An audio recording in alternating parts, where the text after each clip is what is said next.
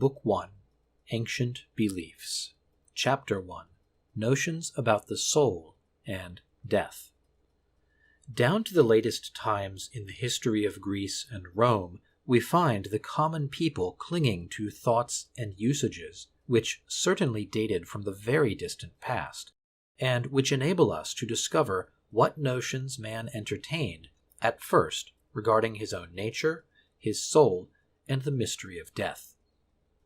Go back far as we may in the history of the Indo-European race, of which the Greeks and Italians are branches, and we do not find that this race has ever thought that after this short life all was finished for man. The most ancient generations, long before there were philosophers, believed in a second existence after the present. They looked upon death not as a dissolution of our being, but simply as a change of life. But in what place and in what manner was this second existence passed? Did they believe that the immortal spirit, once escaped from a body, went to animate another? No. The doctrine of metempsychosis was never able to take root in the minds of the Greco-Italians, nor was it the most ancient belief of the Aryas of the East, since the hymns of the Vedas teach another doctrine. Did they believe that the spirit ascended towards the sky, towards the region of light? Not at all. The thought that departed souls entered a celestial home is relatively recent in the West. We find it expressed for the first time by the poet Phoclides. The celestial abode was never regarded as anything more than a recompense of a few great men, and of the benefactors of mankind. According to the oldest belief of the Italians and Greeks, the soul did not go into a foreign world to pass its second existence. It remained near men and continued to live underground. They even believed for a very long time that in this second existence the soul remained associated with the body. Born together, they were not separated by death and were buried together in the grave. Old as this belief is, authentic evidences of it still remain to us.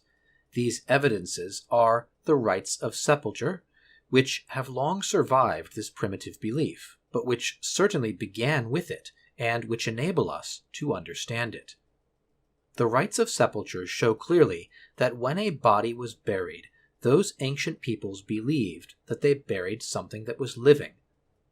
Virgil, who always describes religious ceremonies with so much care and precision, concludes the account of the funeral of Polydorus in these words: "We enclose the soul in the grave." The same expression is found in Ovid and in Pliny the Younger. This did not correspond to the ideas which these writers had of the soul, but from time immemorial it had been perpetuated in the language, attesting an ancient and common belief. It was a custom, at the close of a funeral ceremony, to call the soul of the deceased 3 times by the name he had borne. They wished that he might live happy under the ground. 3 times they said to him, "Fare thee well." They added, "May the earth rest lightly upon thee." Thus firmly did they believe that the person would continue to live underground, and that he would still preserve a sense of enjoyment and suffering. They wrote upon the tomb that the man rested there, an expression which survived this belief, and which has come down through so many centuries to our time. We still employ it, though surely no one today thinks that an immortal being rests in a tomb. But in those ancient days they believed so firmly that a man lived there that they never failed to bury with him the objects of which they supposed he had need: clothing, utensils, and arms. They poured wine upon his tomb to quench his thirst, and placed food there to satisfy his hunger. They slaughtered horses and slaves, with the idea that these beings, buried with the dead, would serve him in the tomb, as they had done during his life. After the taking of Troy, the Greeks are about to return to their country. Each takes with him his beautiful captive, but Achilles, who is under the earth, claims his captive also, and they give him Polyxena. A verse of Pindar has preserved to us a curious vestige of the thoughts of those ancient generations. Phrixus had been compelled to quit Greece and had fled as far as Colchis. He had died in that country, but, dead though he was, he wished to return to Greece. He appeared therefore to Peleus, and directed him to go to Colchis and bring away his soul. Doubtless this soul regretted the soil of its native country, and the tomb of its family, but being attached to its corporeal remains, it could not quit Colchis without them. From this primitive belief came the necessity of burial. In order that the soul might be confined to this subterranean abode, which was suited to its second life, it was necessary that the body to which it remained attached should be covered with earth. The soul that had no tomb had no dwelling place. It was a wandering spirit. In vain it sought the repose which it would naturally desire after the agitations and labor of this life. It must wander forever under the form of a larva or phantom, without ever stopping, without ever receiving the offerings of the food which it had need of. Unfortunately, it soon became a malevolent spirit. It tormented the living. It brought diseases upon them, ravaged their harvests, and frightened them by gloomy apparitions, to warn them to give sepulture to its body and to itself. From this came the belief in ghosts. All antiquity was persuaded that without burial the soul was miserable, and that by burial it became forever happy. It was not to display their grief that they performed the funeral ceremony. It was for the rest and happiness of the dead. We must remark, however, that to place the body in the ground was not enough. Certain traditional rites had also to be observed, and certain established formulas to be pronounced. We find in Plautus an account of a ghost. It was a soul that was compelled to wander because its body had been placed in the ground without due attention to the rites. Suetonius relates that when the body of Caligula was placed in the earth without a due observation of the funeral ceremonies, his soul was not at rest, and continued to appear to the living until it was determined to disinter the body and give it a burial according to the rules. These two examples show clearly what effects were attributed to the rites and formulas of the funeral ceremony. Since without them souls continued to wander and appear to the living, it must have been by them that souls became fixed and enclosed in their tombs. And just as there were formulas which had this virtue, there were others which had the contrary virtue, that of evoking souls and making them come out for a time from the sepulchre. We can see in ancient writers how man was tormented by the fear that after his death the rites would not be observed for him. It was a source of constant inquietude. Men feared death less than the privation of burial, for rest and eternal happiness were at stake. We ought not to be too much surprised at seeing the Athenians put generals to death, who, after a naval victory, had neglected to bury the dead. These generals, disciples of philosophers, distinguished clearly between the soul and the body, and as they did not believe that the fate of the one was connected with the fate of the other, it appeared to them of very little consequence whether a body was decomposed in the earth or in the water. Therefore they did not brave the tempest for the vain formality of collecting and burying their dead. But the multitude, who, even at Athens, still clung to the ancient doctrines, accused these generals of impiety and had them put to death. By their victory they had saved Athens, but by their impiety they had lost thousands of souls. The relatives of the dead, thinking of the long suffering which these souls must bear, came to the tribunal clothed in mourning and asked for vengeance. In the ancient cities, the law condemned those guilty of great crimes to a terrible punishment, the privation of burial. In this manner they punished the soul itself, and inflicted upon it a punishment almost eternal. We must observe that there was among the ancients another opinion concerning the abode of the dead. They pictured to themselves a region, also subterranean, but infinitely more vast than the tomb, where all souls, far from their bodies, lived together, and where rewards and punishments were distributed according to the lives men had led in this world. But the rites of burial, such as we have described them, manifestly disagree with this belief. a certain proof that, at the epoch when these rites were established, men did not yet believe in Tartarus and the Elysian fields. The earliest opinion of these ancient generations was that man lived in the tomb, that the soul did not leave the body, and that it remained fixed to that portion of ground where the bones lay buried. Besides, man had no account to render of his past life. Once placed in the tomb, he had neither rewards nor punishments to expect. This is a very crude opinion, surely, but it is the beginning of the notion of a future life. The being who lived underground was not sufficiently free from human frailties to have no need of food, and therefore, on certain days of the year, a meal was carried to every tomb. Ovid and Virgil have given us a description of this ceremony. The observance continued unchanged even to their time, although religious beliefs had already undergone great changes. According to these writers, the tomb was surrounded with large wreaths of grasses and flowers, and cakes, fruits, and flowers were placed upon it. Milk, wine, and sometimes even the blood of a victim were added. We should greatly deceive ourselves if we thought that these funeral repasts were nothing more than a sort of commemoration. The food that the family brought was really for the dead, exclusively for him. What proves this is that the milk and wine were poured out upon the earth of the tomb, that the earth was hollowed out so that the solid food might reach the dead, that if they sacrificed a victim, all its flesh was burnt, so that none of the living could have any part of it, that they pronounced certain consecrated formulas to invite the dead to eat and drink, that if the entire family were present at the meal, no one touched the food, that, in fine, when they went away they took great care to leave a little milk and a few cakes in vases, and that it was considered gross impiety for any living person to touch this scant provision destined for the needs of the dead. These usages are attested in the most formal manner. "I pour upon the earth of the tomb," says Iphigenia in Euripides, "milk, honey, and wine, for it is with these that we rejoice the dead." Among the Greeks, there was, in front of every tomb, a place destined for the immolation of the victim and the cooking of its flesh.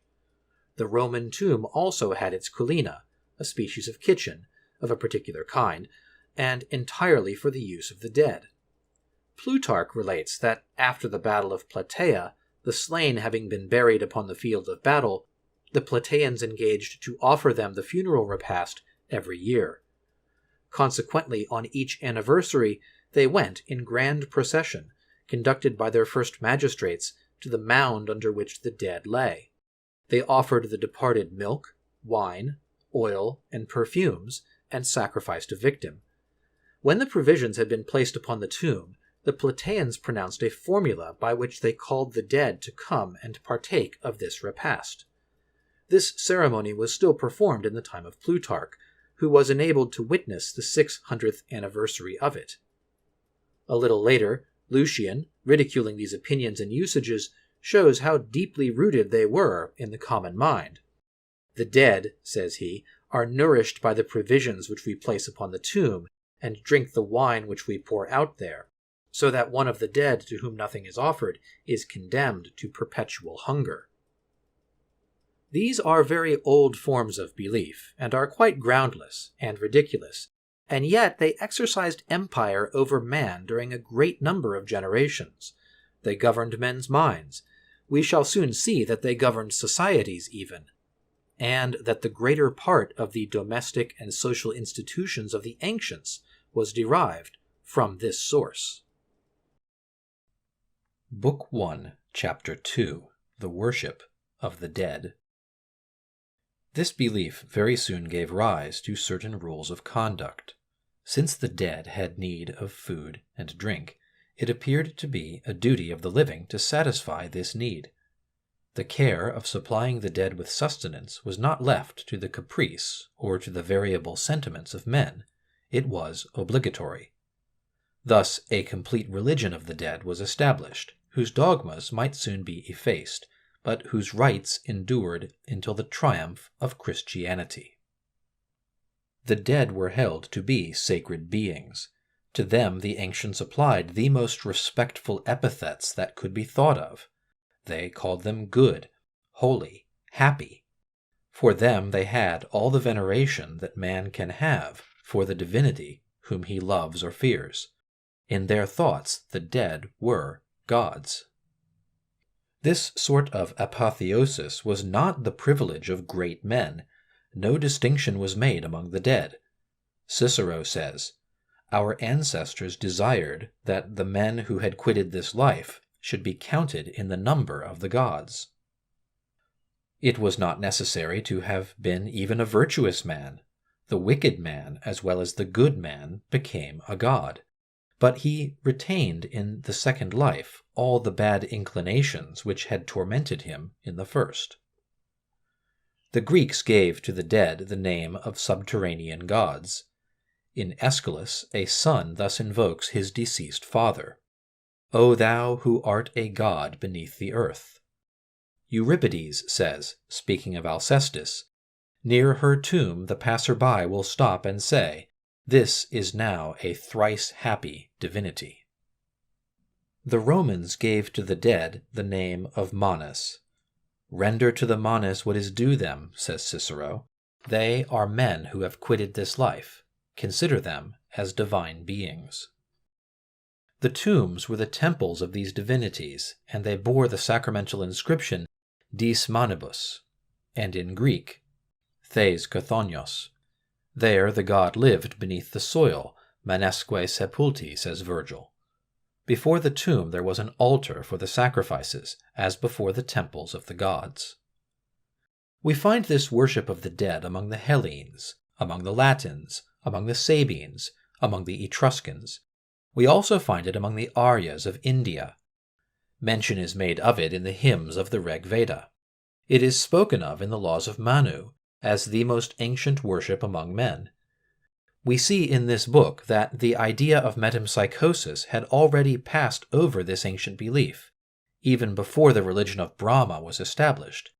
And still beneath the worship of Brahma, beneath the doctrine of metempsychosis, the religion of the souls of ancestors still subsists, living and indestructible, and compels the author of the laws of Manu to take it into account, and to admit its rules into the sacred book.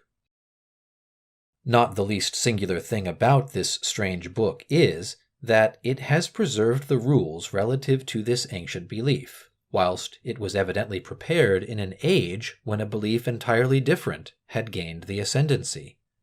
This proves that much time is required to transform a human belief, and still more to modify its exterior forms and the laws based on it. At the present day even, after so many ages of revolutions, the Hindus continue to make offerings to their ancestors. This belief and these rites are the oldest and the most persistent of anything pertaining to the Indo-European race. This worship was the same in India as in Greece and Italy. The Hindu had to supply the manas with the repast, which was called shraddha. Let the master of the house make the shraddha with rice, milk, roots, and fruits in order to procure for himself the goodwill of the manas. The Hindu believed that at the moment when he offered this funeral repast, the manas of his ancestors came to seat themselves beside him and took the nourishment which was offered them. He also believed that this repast afforded the dead great enjoyment. When the shraddha is made according to the rites, the ancestors of the one who offers it experience unbounded satisfaction. Thus the Aryas of the East had, in the beginning, the same notions as those of the West, relative to man's destiny after death. Before believing in metempsychosis, which supposes an absolute distinction between the soul and the body, they believed in the vague and indefinite existence of man, invisible but not immaterial, and requiring of mortals nourishment and offerings. The Hindu, like the Greek, regarded the dead as divine beings who enjoyed a happy existence, but their happiness depended on the condition that the offerings made by the living should be carried to them regularly. If the shraddha for a dead person was not offered regularly, his soul left its peaceful dwelling and became a wandering spirit who tormented the living. So that, if the dead were really gods, this was only whilst the living honored them with their worship. The Greeks and Romans had exactly the same belief. If the funeral repast ceased to be offered to the dead, they immediately left their tombs and became wandering shades that were heard in the silence of the night. They reproached the living with their negligence, or they sought to punish them by afflicting them with diseases or cursing their soil with sterility. In a word, they left the living no rest till the funeral feasts were re-established. The sacrifice, the offering of nourishment, and the libation restored them to the tomb and gave them back their rest and their divine attributes. Man was then at peace with them. If a deceased person, on being neglected, became a malignant spirit, one who was honored became, on the other hand, a tutelary deity. He loved those who brought him nourishment. To protect them, he continued to take part in human affairs, and frequently played an important part there. Dead though he was, he knew how to be strong and active. The living prayed to him and asked his support and his favors. When anyone came near a tomb, he stopped and said, "Subterranean God, be propitious to me." We can judge of the power which the ancients attributed to the dead by this prayer which Electra addresses to the Manas of her father. "Take pity on me and on my brother Orestes. Make him return to this country. Hear my prayer, O my father. Grant my wishes, receiving my libations." These powerful gods did not give material aid only, for Electra adds, "Give me a heart more chaste than my mother's, and purer hands." Thus the Hindu asks of the Manas, that in his family the number of good men may increase, and that he may have much to give. These human souls deified by death were what the Greeks called demons, or heroes. The Latins gave them the name of lares, manas, genii. Our ancestors believed, says Apuleius, that the manas, when they were malignant, were to be called larvae. They called them lares when they were benevolent and propitious. Elsewhere we read, "Genius and lar is the same being, so our ancestors believed." And in Cicero, "Those that the Greeks called demons we call lares." This religion of the dead appears to be the oldest that has existed among this race of men. Before men had any notion of Indra or of Zeus, they adored the dead. They feared them and addressed them prayers. It seems that the religious sentiment commenced in this way. It was perhaps while looking upon the dead that man first conceived the idea of the supernatural, and began to have a hope beyond what he saw. Death was the first mystery, and it placed man on the track of other mysteries. It raised his thoughts from the visible to the invisible, from the transitory to the eternal, from the human to the divine. Book 1, Chapter 3, The Sacred Fire. In the house of every Greek and Roman was an altar. On this altar there had always to be a small quantity of ashes and a few lighted coals. It was a sacred obligation for the master of every house to keep the fire up night and day. Woe to the house where it was extinguished! Every evening they covered the coals with ashes to prevent them from being entirely consumed. In the morning, the first care was to revive this fire with a few twigs. The fire ceased to glow upon the altar only when the entire family had perished. An extinguished hearth, an extinguished family were synonymous expressions among the ancients. It is evident that this usage of keeping fire always upon an altar was connected with an ancient belief. The rules and the rites which they observed in regard to it show that it was not an insignificant custom. It was not permitted to feed this fire with every sort of wood. Religion distinguished among the trees those that could be employed for this use from those it was impiety to make use of.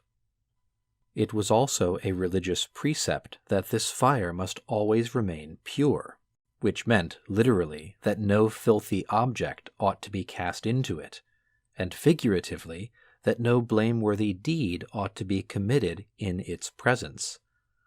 There was one day in the year, among the Romans it was the 1st of March, when it was the duty of every family to put out its sacred fire and light another one immediately. But to procure this new fire, certain rites had to be scrupulously observed. Especially must they avoid using flint and steel for this purpose. The only processes allowed were to concentrate the solar rays into a focus, or to rub together rapidly two pieces of wood of a given sort. These different rules sufficiently prove that, in the opinion of the ancients, it was not a question of procuring an element useful and agreeable. These men saw something else in the fire that burnt upon their altars. This fire was something divine. They adored it and offered it a real worship. They made offerings to it of whatever they believed to be agreeable to a god: flowers, fruits, incense, wine, and victims. They believed it to have power and asked for its protection. They addressed fervent prayers to it to obtain those eternal objects of human desire: health, wealth, and happiness. One of these prayers, which has been preserved to us in the collection of Orphic hymns, runs thus: "Render us always prosperous, always happy, O fire, thou who art eternal, beautiful, ever young, thou who nourishest, thou who art rich, receive favorably these our offerings, and in return give us happiness and sweet health." Thus they saw in the fire a beneficent god, who maintained the life of man, a rich God who nourished him with gifts, a powerful God who protected his house and family. In presence of danger, they sought refuge near this fire. When the palace of Priam is destroyed, Hecuba draws the old man near the hearth. "Thy arms cannot protect thee," she says, "but this altar will protect us all." See Alcestis, who is about to die, giving her life to save her husband. She approaches the fire and invokes it in these terms: "O divinity, mistress of this house, for the last time I fall before thee and address thee my prayers, for I am going to descend among the dead. Watch over my children who will have no mother. Give to my boy a tender wife, and to my girl a noble husband. Let them not, like me, die before the time, but let them enjoy a long life in the midst of happiness." In misfortune, man betook himself to his sacred fire, and heaped reproaches upon it. In good fortune, he returned it thanks. The soldier who returned from war thanked it for having enabled him to escape the perils. Aeschylus represents Agamemnon returning from Troy, happy and covered with glory. His first act is not to thank Jupiter. He does not go to a temple to pour out his joy and gratitude, but makes a sacrifice of thank offerings to the fire in his own house. A man never went out of his dwelling without addressing a prayer to the fire. On his return, before seeing his wife or embracing his children, he must fall before the fire and invoke it. The sacred fire was the providence of the family. The worship was very simple. The first rule was that there should always be upon the altar a few live coals, for if this fire was extinguished, a god ceased to exist. At certain moments of the day, they placed upon the fire dry herbs and wood. Then the god manifested himself in a bright flame. They offered sacrifices to him, and the essence of every sacrifice was to sustain and reanimate the sacred fire, to nourish and develop the body of the god. This was the reason why they gave him wood before everything else. For the same reason, they afterwards poured out wine upon the altar, the inflammable wine of Greece, oil, incense, and the fat of victims. The god received these offerings and devoured them. Radiant with satisfaction, he rose above the altar and lighted up the worshipper with his brightness. Then was the moment to invoke him, and the hymn of prayer went out from the heart of man. Especially were the meals of the family religious acts. The god presided there. He had cooked the bread and prepared the food. A prayer, therefore, was due at the beginning and end of the repast. Before eating, they placed upon the altar the first fruits of the food. Before drinking, they poured out a libation of wine. This was the god's portion. No one doubted that he was present, that he ate and drank, for did they not see the flame increase as if it had been nourished by the provisions offered? Thus the meal was divided between the man and the god. It was a sacred ceremony by which they held communion with each other. This is an old belief which, in the course of time, faded from the minds of men, but which left behind it, for many an age, rites, usages, and forms of language of which even the incredulous could not free themselves. Horace, Ovid, and Petronius still supped before their fires, and poured out libations, and addressed prayers to them. The worship of the sacred fire did not belong exclusively to the populations of Greece and Italy. We find it in the East. The laws of Manu, as they have come to us, show us the religion of Brahma completely established, and even verging towards its decline, but they have preserved vestiges and remains of a religion still more ancient, that of the sacred fire, which the worship of Brahma had reduced to a secondary rank, but could not destroy. The Brahmin has his fire to keep, night and day.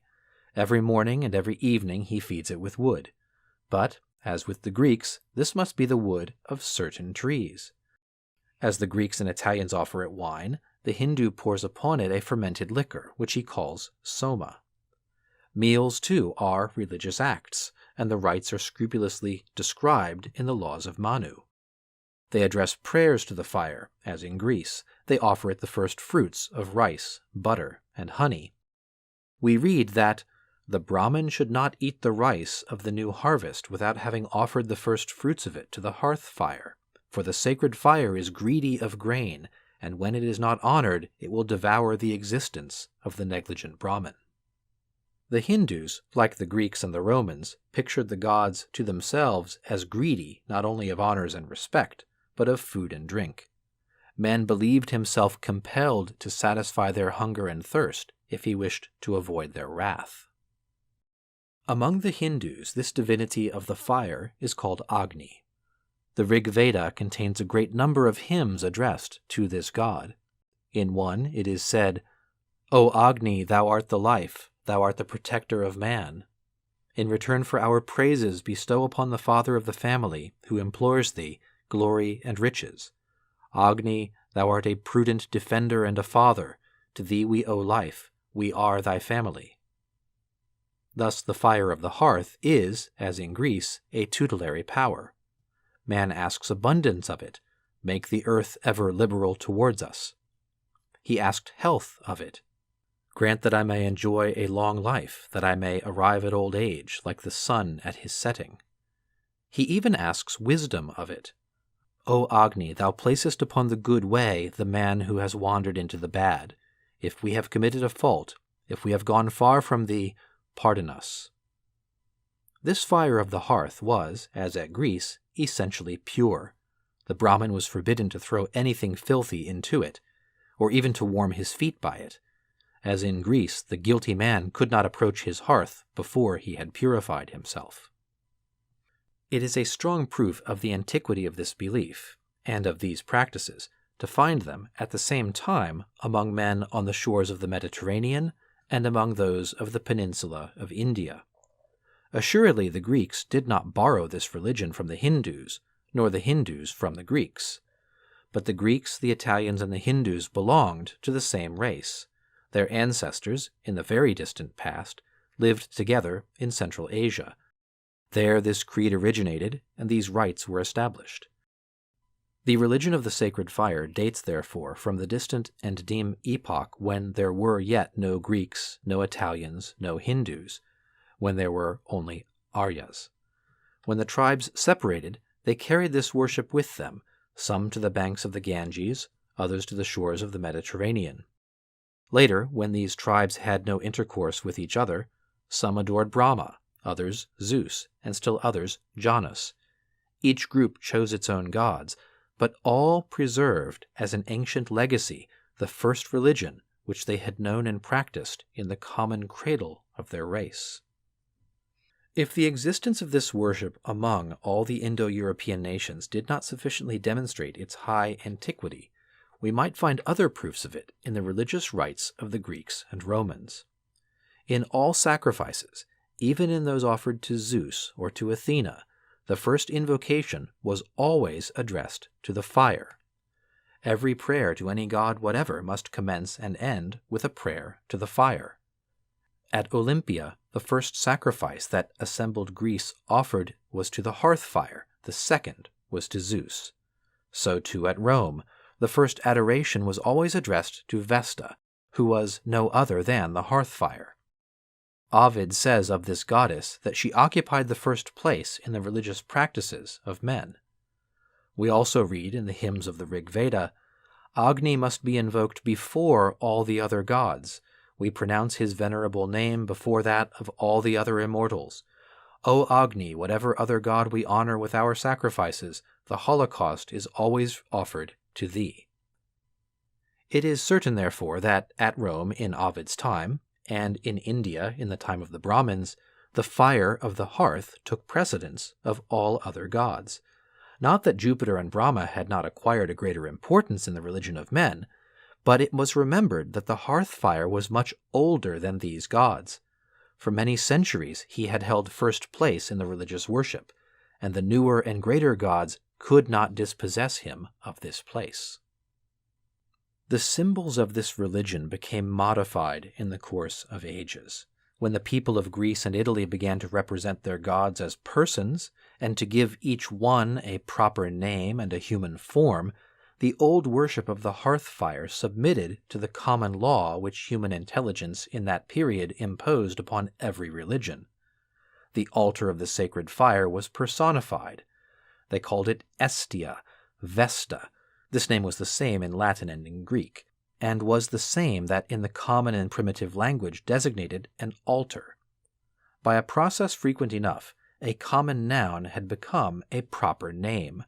By degrees, a legend was formed. They pictured this divinity to themselves as wearing a female form, because the word used for altar was of the feminine gender.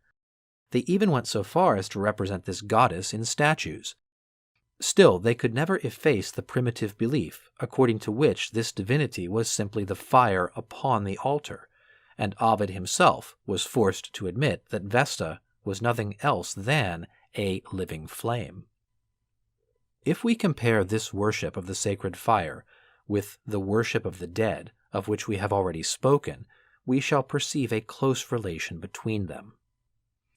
Let us remark, in the first place, that this fire, which was kept burning upon the hearth, was not, in the thoughts of men, the fire of material nature. What they saw in it was not the purely physical element that warms and burns, that transforms bodies, melts metals, and becomes the powerful instrument of human industry. The fire of the hearth is of quite another nature. It is a pure fire which can be produced only by the aid of certain rites, and can be kept up only with certain kinds of wood. It is a chaste fire. The union of the sexes must be removed far from its presence. They pray to it not only for riches and health, but also for purity of heart, temperance, and wisdom. "Render us rich and flourishing," says an Orphic hymn, "make us also wise and chaste." Thus the hearth fire is a sort of moral being. It shines and warms and cooks the sacred food, but at the same time it thinks and has a conscience. It knows men's duties and sees that they are fulfilled. One might call it human, for it has the double nature of man. Physically, it blazes up, it moves, it lives, it procures abundance, it prepares the repast, it nourishes the body. Morally, it has sentiments and affections. It gives man purity. It enjoins the beautiful and the good. It nourishes the soul. One might say that it supports human life in the double series of its manifestations. It is at the same time the source of wealth, of health, of virtue. It is truly the god of human nature. Later, when this worship had been assigned to a second place by Brahma or by Zeus, there still remained in the hearth fire whatever of divine was most accessible to man. It became his mediator with the gods of physical nature. It undertook to carry to heaven the prayer and the offering of man, and to bring the divine favors back to him. Still later, when they made the great Vesta of this myth of the sacred fire, Vesta was the virgin goddess. She represented in the world neither fecundity nor power. She was order, but not rigorous, abstract mathematical order, the imperious and unchangeable law, Ananshi, which was early perceived in physical nature. She was moral order.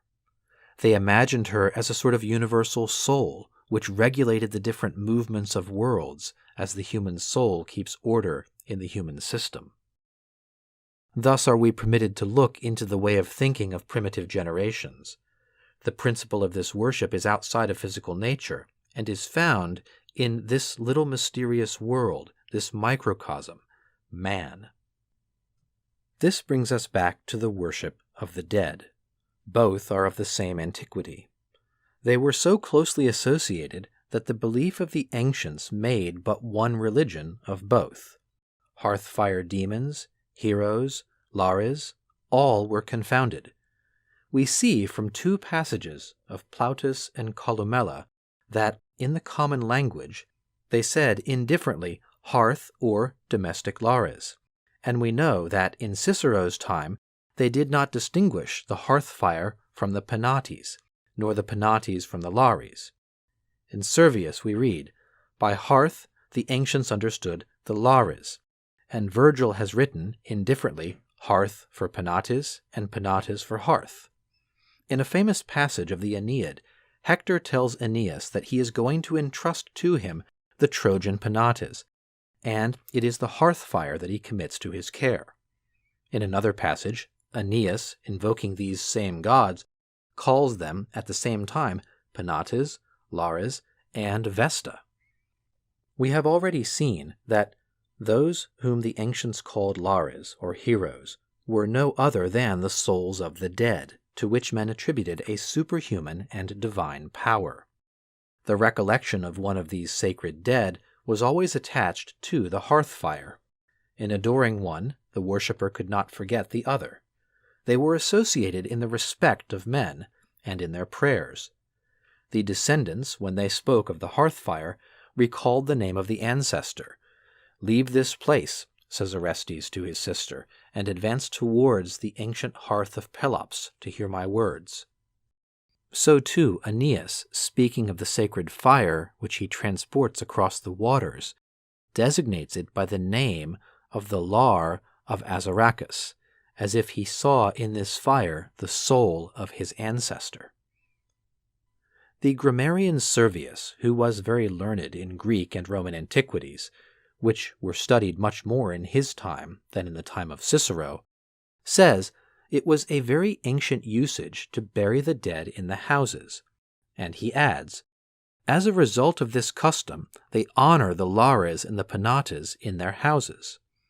This expression establishes clearly an ancient relation between the worship of the dead and the hearth fire.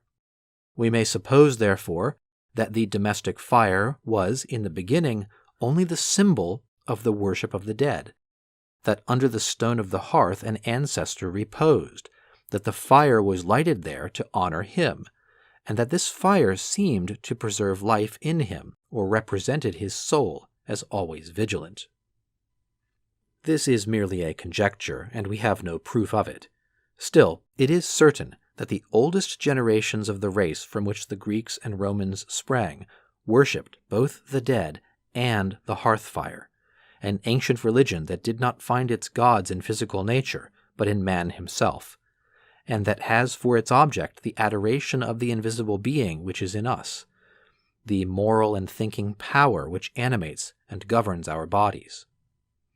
This religion, after a time, began to lose its power over the soul. It became enfeebled by degrees, but it did not disappear. Contemporary with the first ages of the Aryan race, it became rooted so deeply in the minds of this race that the brilliant religion of the Greek Olympus could not extirpate it. Only Christianity could do this. We shall see presently what a powerful influence this religion exercised upon the domestic and social institutions of the ancients. It was conceived and established in that distant age when this race was just forming its institutions and determined the direction of their progress. Book 1, Chapter 4, The Domestic Religion. We are not to suppose that this ancient religion resembled those founded when men became more enlightened. For a great number of centuries, the human race has admitted no religious doctrine except on two conditions. First, that it proclaimed but one God, and second, that it was addressed to all men and was accessible to all, systematically rejecting no class or race. But this primitive religion fulfilled neither of these conditions. Not only did it not offer only one God to the adoration of men, but its gods did not accept the adoration of all men.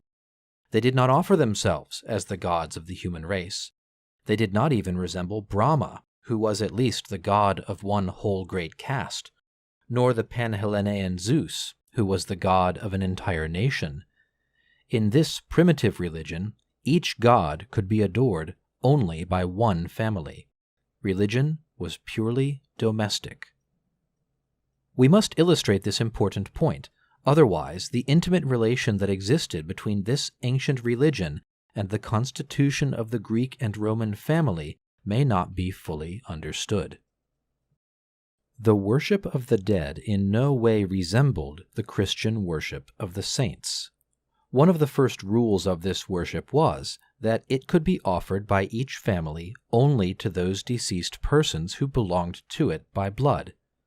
The funeral obsequies could be religiously performed only by the nearest relative. As to the funeral meal, which was renewed at stated seasons, the family alone had a right to take part in it, and every stranger was strictly excluded. They believed that the dead ancestor accepted no offerings save from his own family. He desired no worship save from his own descendants. The presence of one who was not of the family disturbed the rest of the manas. The law, therefore, forbade a stranger to approach a tomb. To touch a tomb with the foot, even by chance, was an impious act, after which the guilty one was expected to pacify the dead and purify himself. The word by which the ancients designated the worship of the dead is significant. The Greeks said patriazein. The Romans said parentare. The reason of this was because the prayer and offering were addressed by each one only to his fathers. The worship of the dead was nothing more than the worship of ancestors. Lucian, while ridiculing common beliefs, explains them clearly to us when he says, "The man who has died without leaving a son receives no offerings and is exposed to perpetual hunger." In India, as in Greece, an offering could be made to a dead person only by one who had descended from him. The law of the Hindus, like Athenian law, forbade a stranger, even if he were a friend, to be invited to the funeral banquet. It was so necessary that these banquets should be offered by the descendants of the dead, and not by others, that the manas, in their resting place, were supposed often to pronounce this wish: "May there be successively born of our line sons who, in all coming time, may offer us rice, boiled in milk, honey, and clarified butter." Hence it was that, in Greece and Rome, as in India, it was the son's duty to make the libations and the sacrifices to the manas of his father and of all his ancestors. To fail in this duty was to commit the grossest act of impiety possible, since the interruption of this worship caused the dead to fall from their happy state. This negligence was nothing less than the crime of parricide, multiplied as many times as there were ancestors in the family. If, on the contrary, the sacrifices were always accomplished according to the rites, if the provisions were carried to the tomb on the appointed days, then the ancestor became a protecting god.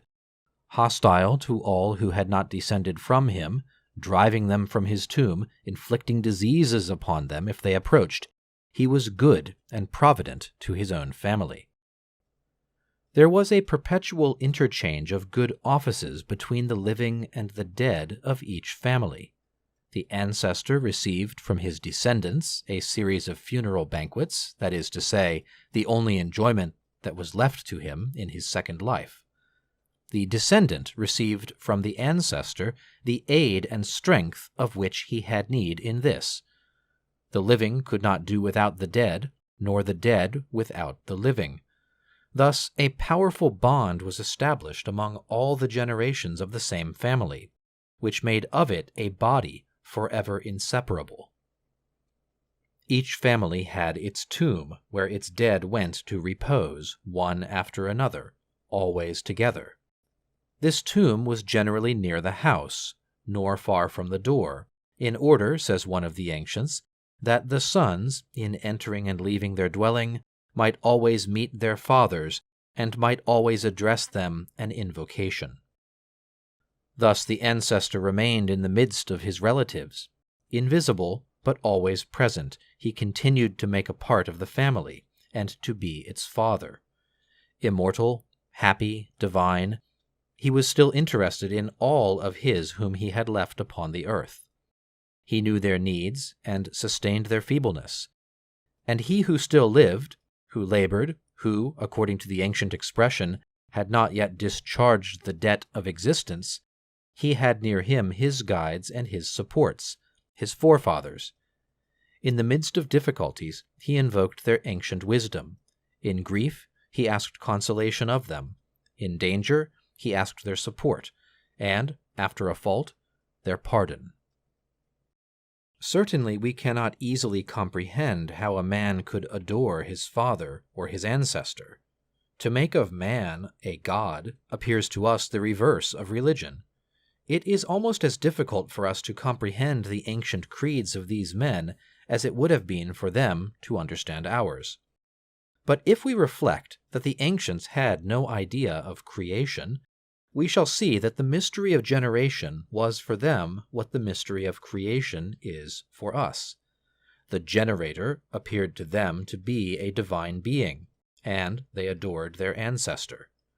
This sentiment must have been very natural and very strong, for it appears as a principle of religion in the origin of almost all human societies. We find it among the Chinese as well as among the ancient Getae and Scythians, among the tribes of Africa as well as among those of the New World. The sacred fire, which was so intimately associated with the worship of the dead, belonged, in its essential character, properly to each family. It represented the ancestors, it was the providence of a family, and had nothing in common with the fire of a neighboring family, which was another providence. Every fire protected its own and repulsed the stranger. The whole of this religion was enclosed within the walls of each house. The worship was not public. All the ceremonies, on the contrary, were kept strictly secret. Performed in the midst of the family alone, they were concealed from every stranger. The hearth was never placed either outside the house or even near the outer door, where it would have been too easy to see. The Greeks always placed it in an enclosure, which protected it from the contact or even the gaze of the profane. The Romans concealed it in the interior of the house. All these gods, the sacred fire, the Lares, and the Manas, were called the consecrated gods, or gods of the interior. To all the acts of this religion, secrecy was necessary.